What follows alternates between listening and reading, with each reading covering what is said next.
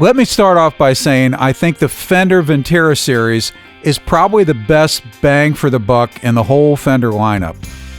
I grew up playing Fender guitars all the way back to the 60s, so I gravitate to the vintage side of Fender's lineup. I would love to have a custom shop recreation of a 60s vintage Strat, but that's beyond my reach and it's not going to happen unless I hit the lotto. But I don't play the lotto, so it's definitely not going to happen.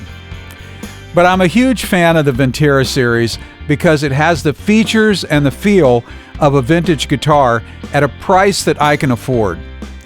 I have a Vintera Telecaster and I have a Vintera Strat, both with maple necks from the Series 1.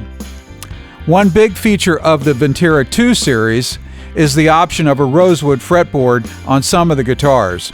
And this 60s Vintera Stratocaster does have a rosewood fretboard. For those of you who don't know a whole lot about the Vintera series, it was introduced in the summer of 2019.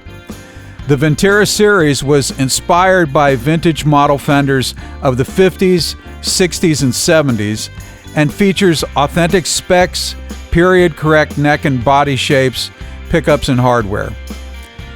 They're made in Mexico and are more affordable than the US-made Fenders, although the quality, specs, and pricing of the Mexican-made guitars are getting closer and closer to the US-made Fenders.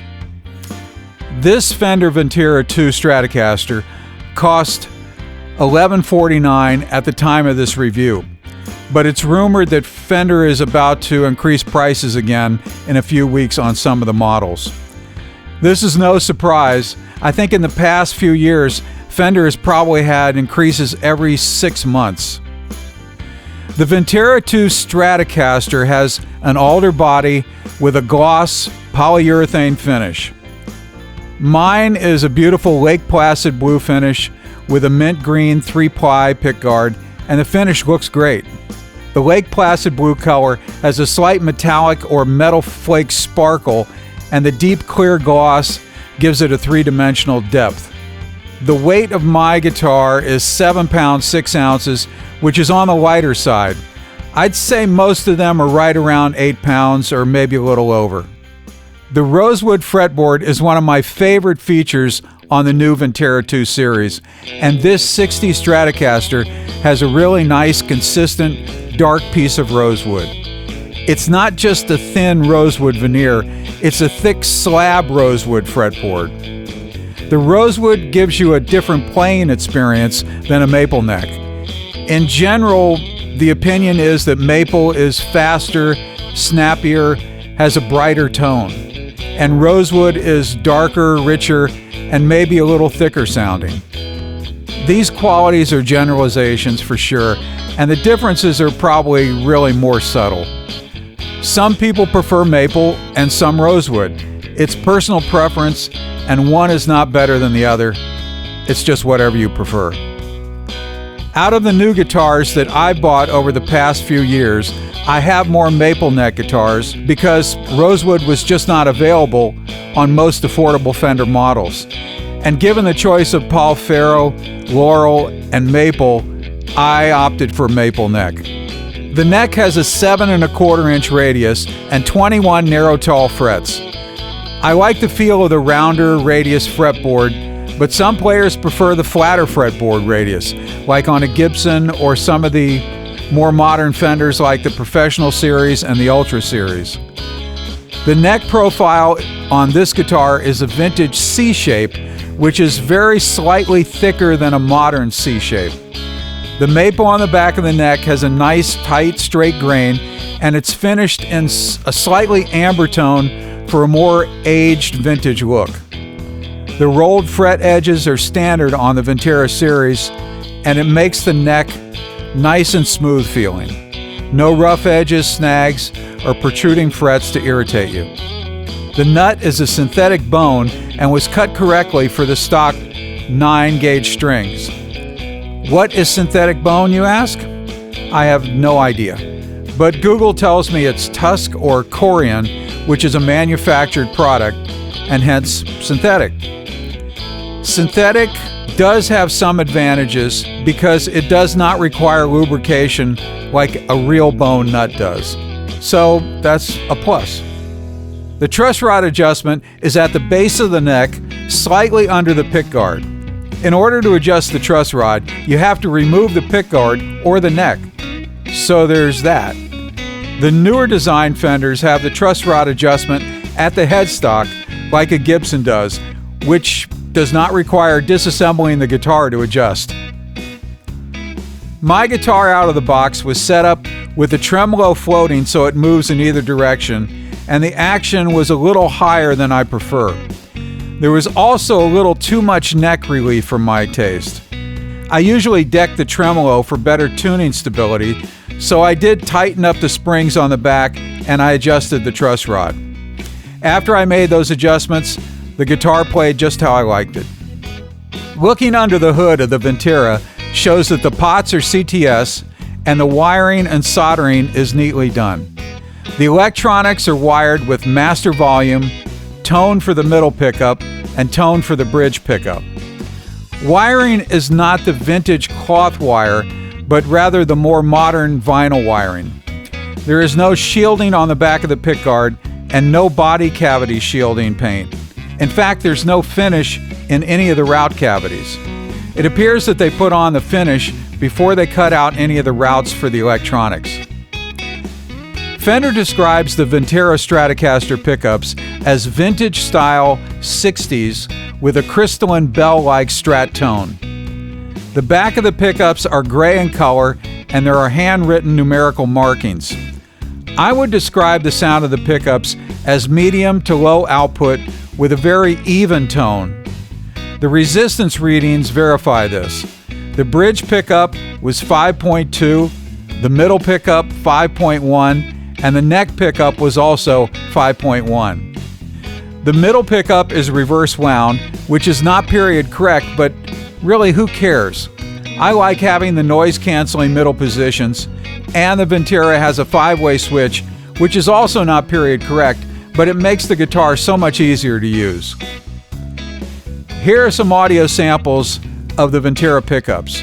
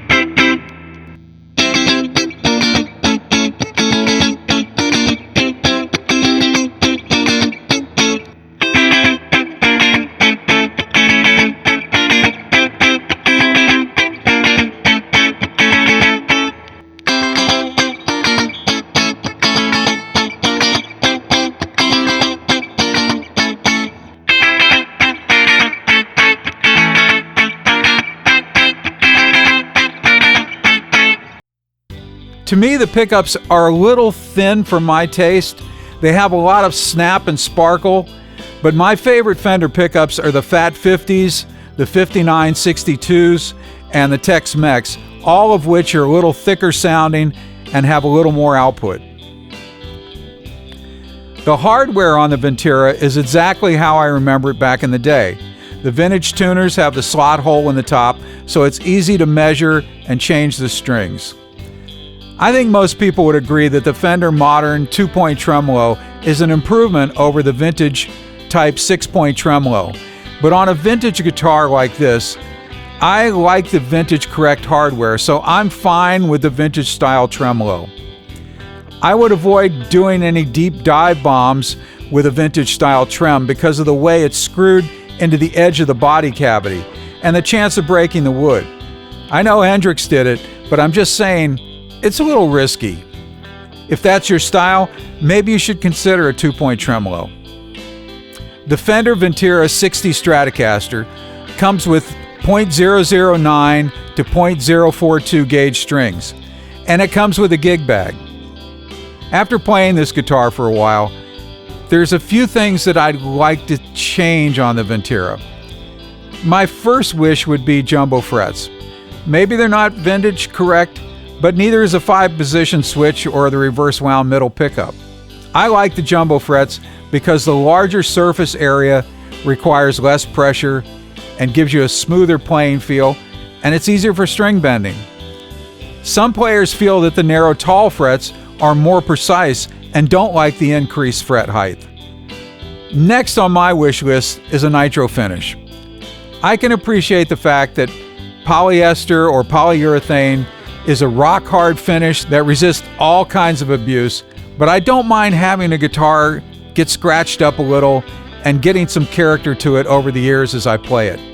Some believe that the thinner nitro finish allows the guitar to resonate more.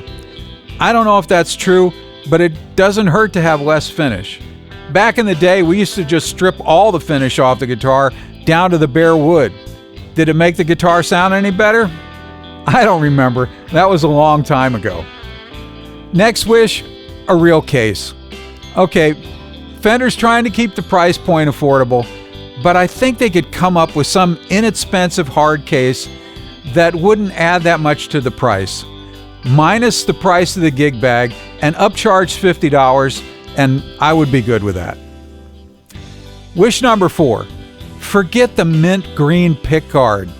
It just doesn't look right. I have old white pickguards that have aged naturally and they don't look mint green color. So I would rather just have a parchment pickguard that matches the other parchment plastics. Wish number 5. Why is it that Fender Squier guitars have shielding paint on all the routs, but they leave bare wood on the Vintera? Some guitars are routed, then painted, but the Vintera is painted before the routs, so there's no protection for the wood and no shielding for the electronics. I'm just saying, I'll pay a few dollars more to have electronic shielding on the guitar. It does make a difference. What's funny is the Player 2 series, which I did a review on previously, is a lot cheaper than the Vintera series, and it includes everything on my wish list except a nitro finish. Okay, since I already own 2 Vintera first generation guitars, I pretty much knew what to expect with this Vintera 2. My question was whether or not this new Vintera 2 series would live up to my pretty high expectations from my other 2 Vinteras that I love.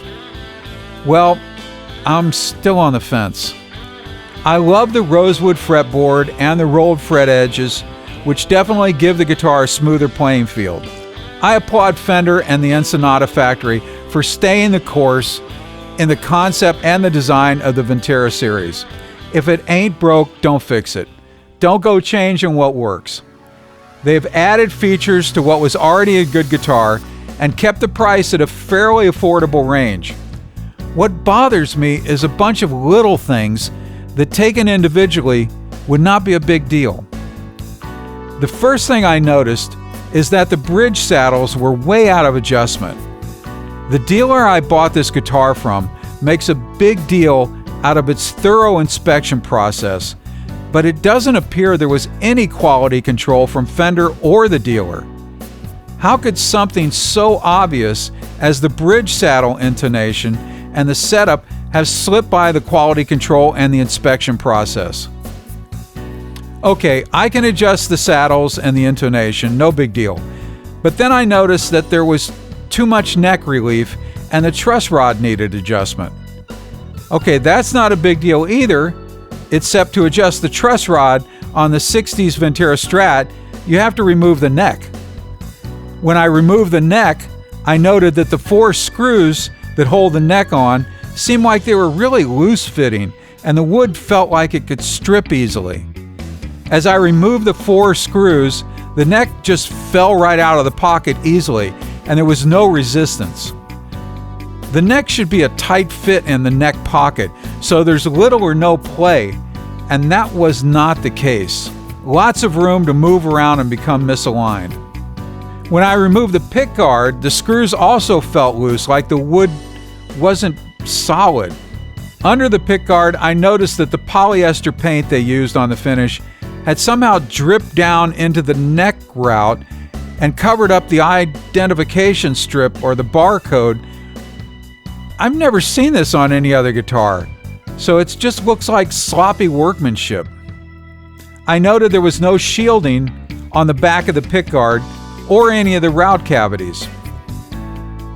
If the much lesser expensive Squier can coat all the interior route surfaces with shielding paint and apply foil to the back of the pickguard, then I think it should be standard on the Vintera.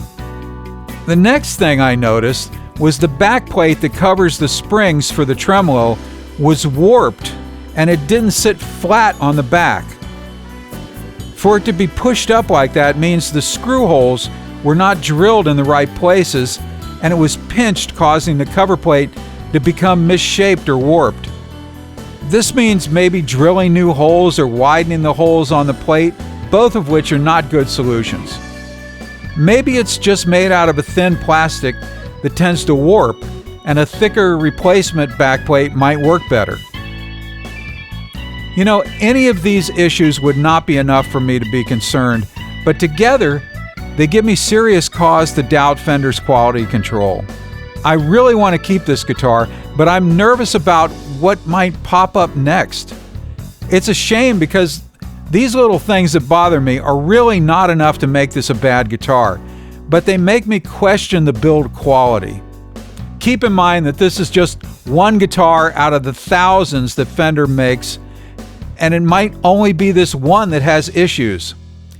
But Fender's quality control or the dealership should have caught these issues before the guitar was sold and sent to the customer.